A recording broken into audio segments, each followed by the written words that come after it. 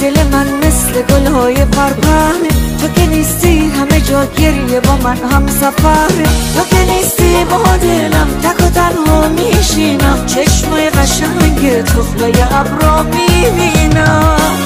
میخوام دست ببرم ابرا رو پاره کنم، تا سحر نگاهت کنم غمامو چاره کنم.